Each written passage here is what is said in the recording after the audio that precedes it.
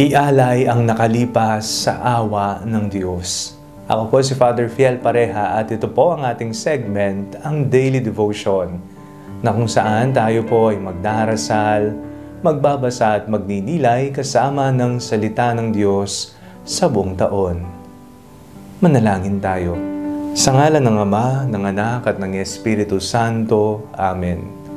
Halina, banal na Espiritu, liwanagan mo ang aming puso at isip nang maunawaan at maisabuhay namin ang iyong salita. Amen. Our Bible passage for today is from the book of Psalms, chapter 136, verses 1 to 6, and I read it for you. By the rivers of Babylon there we sat down, there we wept, when we remembered Zion. On the willows there we hung up our harps, for there our captors asked us for songs, and our tormentors asked for mirth, saying, Sing us one of the songs of Zion. How could we sing the Lord's song in a foreign land?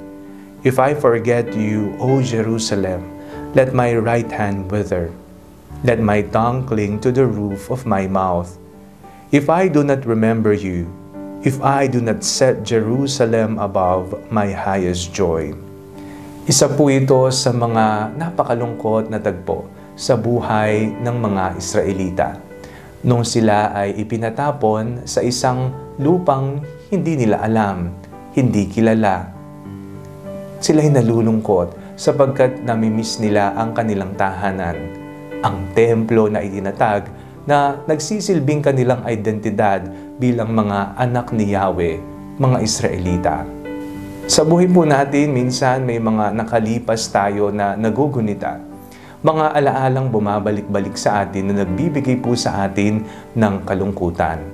Mga alaala kasama ang mga mahal sa buhay, mga pamilya, mga karanasan nung tayo ay mga bata pa, mga natutunan natin dahil sa mga mabibigat at mahihirap na pagsubok na ating naranasan. Ano po ang hamon sa atin? Na ang ating nakalipas ay ialay sa habag ng Panginoon, sa awa ng Panginoon. Ang ating Panginoon ay buhay na buhay sa ating buhay, sa ating nakaraan, sa ating pangkasalukuyan, at sa ating panghinaharap. Lagi po nating tatandaan, Jesus is the same yesterday, today, and tomorrow. Ang ating kinabukasan ay maliwanag sapagkat kasama natin ang Panginoon. Manalangin tayo. Amang mapagmahal, isinusuko po namin ang aming buhay sa inyo. Ang aming nakaraan sa iyong awa, ang aming kasalukuyan sa iyong pagmamahal, at ang aming hinaharap sa iyong pagpapala. Amen. Sa ngalan ng Ama, ng Anak, at ng Espiritu Santo. Amen. Huwag po ninyong kalimutang i-like ang video ito, mag-comment po kayo and share it with your family and friends. Ang panalangin bago matulog ay may sariling Facebook page na po. Huwag niyo pong kakalimutang mag-like at mag-follow dito, and do not forget to subscribe to our YouTube channel. I-click niyo lamang po ang link na nasa description ng video ito. O kaya naman po just search Father Fiel Pareha. God bless you po.